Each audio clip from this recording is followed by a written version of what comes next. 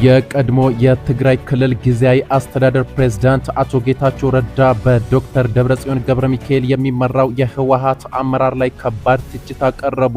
ራሱን ለማዳን ሲል የትግራይን ወጣት ከታሪካዊ ጠላቶች ጋር በማሰለፍ የጥፋት አጋርነት በመፍጠር በቅርቡ ወደ 4 ኪሎ እንገባለን የሚለው ፉከራ የትግራይን ህዝብ ችግር ከማባባስ የዘለለ ትርጉም እንደሌለው ገልጸዋል።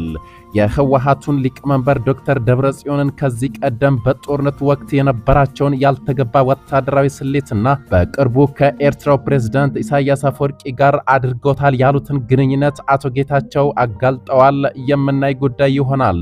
በሌላ መረጃ በአሜሪካና በኢራን መካከል የሚደረገው ጦርነት ተጠናክሮ በመቀጠል ግጭቱ ቀይ ባህር ላይ መድረሱ ተሰማ።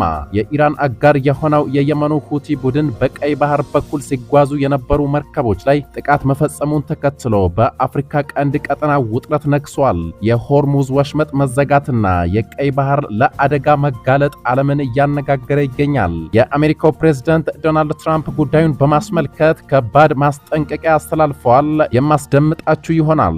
በሌላ በኩል ተባብሶ በቀጠለው ሩሲያ ዩክሬን ጦርነት ሌሊቱን ሩሲያ በዩክሬን ላይ በፈጸመችው ጥቃት ከፍተኛ ጉዳት ማድረሷ ተሰምቷል። የዩክሬን ፕሬዝዳንት ቮሎዲሚር ዜሌንስኪ ሩሲያ ባደረሰችው ጥቃት 15 ሰዎች ሲገደሉ ወደ 100 የሚጠጉ ሰዎች ተጎድተዋል ብለዋል። ከቅርብ ጊዜ ወዲህ ዩክሬን ሩሲያ ውስጥ ዘልቃ በመግባት ላደረሰችው ጥቃት ሞስኮ የአጸፋ እርምጃ እየወሰደች መሆኑ ታውቀዋል። እንመለከተዋለን።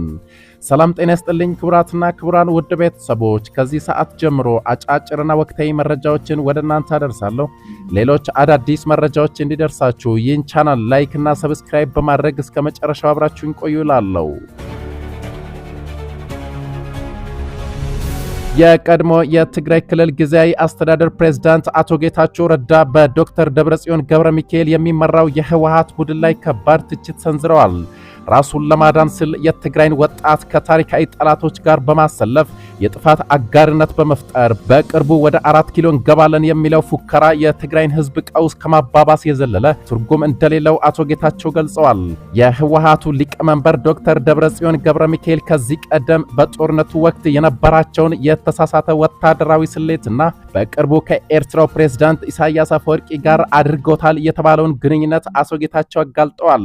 አቶ ጌታቸው የህወሓት አመራርን የጥፋት ቡድን በማለት የጠሩት ሲሆን ቡድኑ ራሱን ለማዳን ሲል የትግራይን ወጣት ከታሪካዊ ጠላቶች ጋር በማሰለፍ የጥፋት አጋርነት ፈጥሯል ብለዋል።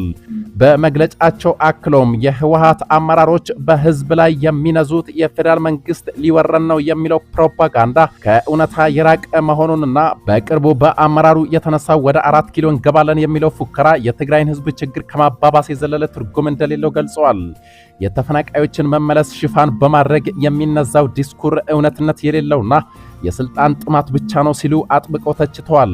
ከዚህ በተጨማሪም የህወሓቱን ሊቀመንበር ዶክተር ደብረጽዮንን በስም በመጥቀስ በጦርነቱ ወቅት የነበራቸውን ያልተገባ ወታደራዊ ስሌትና በቅርቡ ከኤርትራው ፕሬዝዳንት ኢሳያስ አፈወርቂ ጋር አድርጎታል ያሉትን ግንኙነት ይፋ አድርገዋል።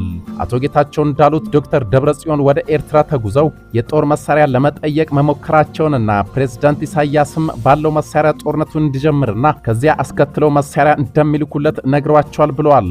ይህም የትግራይን ህዝብና ወጣቱን የኤርትራ መንግስት የፖለቲካ መጠቀሚያ ለማድረግ የታለመ የአራዊት ውል ነው ሲሉ አውግዞታል። አቶ ጌታቸው ጽሑፋቸውን ሲያጠቃልሉ የትግራይ ህዝብ ይህንን የጥፋት ቡድን ከተሸከመበት አውርዶ ልጥሎ እንደሚገባና ይህ ካልሆነ ግን ክልሉ ያለ ጠባቂና ወጣቶቿ ለጥፋት የተጋለጡ እንደሚሆኑ በማስጠንቀቅ ህዝባችን ይጥፋ ወይስ እነዚህ የጥፋት ኃይሎች የሚል ጥያቄ ለህዝቡ አቅርበዋል። በሌላ መረጃ በአሜሪካና በኢራን መካከል የሚደረገው ጦርነት ተጠናክሮ በመቀጠል ግጭቱ ቀይ ባህር ላይ መድረሱ ተሰምቷል። የኢራን አጋር የሆነው የየመኑ ሁቲ ቡድን በቀይ ባህር በኩል ሲጓዙ የነበሩ መርከቦች ላይ ጥቃት መፈጸሙን ተከትሎ በአፍሪካ ቀንድ ቀጠና ውጥረቱ ነግሷል። የሆርሙዝ ወሽመጥ መዘጋትና የቀይ ባህር ለአደጋ መጋለጥ ዓለምን እያነጋገረ ይገኛል። የአሜሪካው ፕሬዝዳንት ዶናልድ ትራምፕ ጉዳዩን በማስመልከት ከባድ ማስጠንቀቂያ አስተላልፏል። በመካከለኛው ምስራቅ የተቀሰቀሰው ግጭት አሁንም አሳሳቢነቱ እንደቀጠለና ነገሮች መልካቸውን እየለወጡ ከጊዜ ወደ ጊዜ ውጥረቱ ተባብሷል።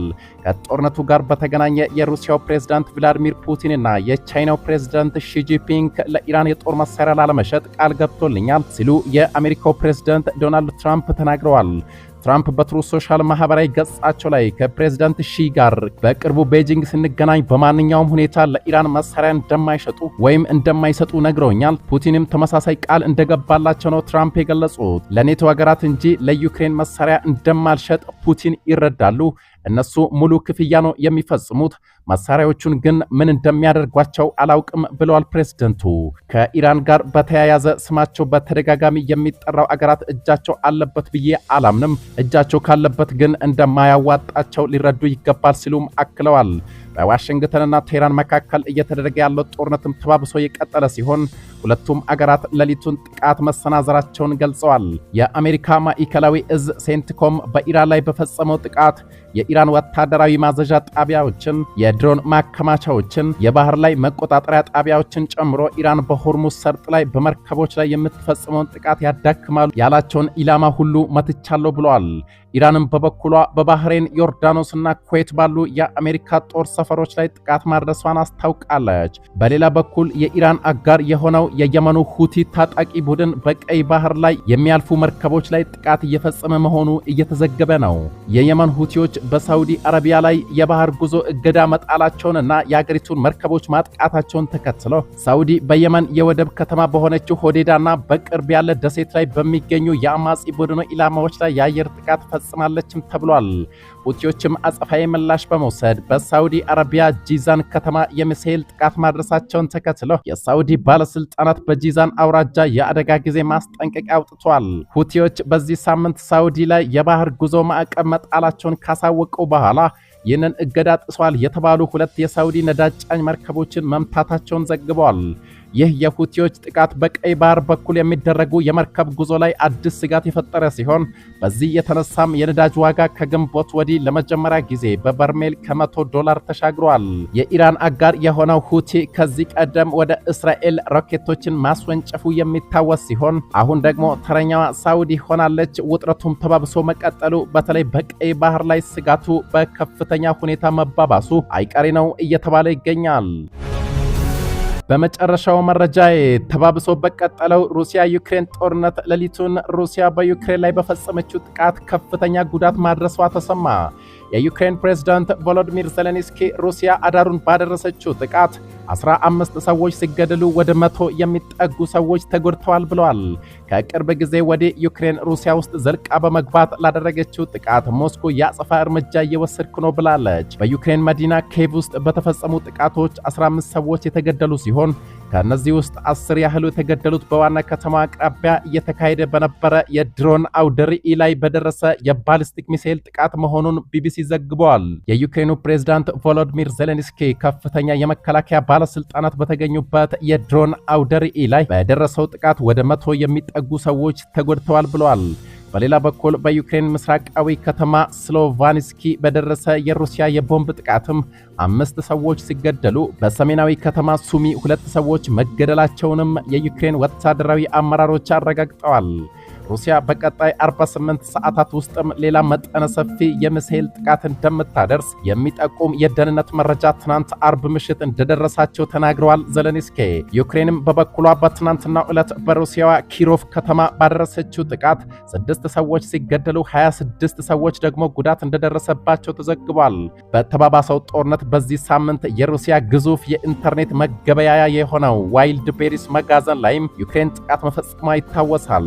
4 ዓመታትን የተሻገረው አውዳሚው ጦርነት አሁን እጅግ አሳሳቢ ደረጃ ላይ በመድረሱ በአስቸኳይ መፍትሄ ካልተበጀለት በስተቀር ኋላ ነገሩን ለማብረድ አስቸጋሪ ሊሆን ይችላል እየተባለ ነው።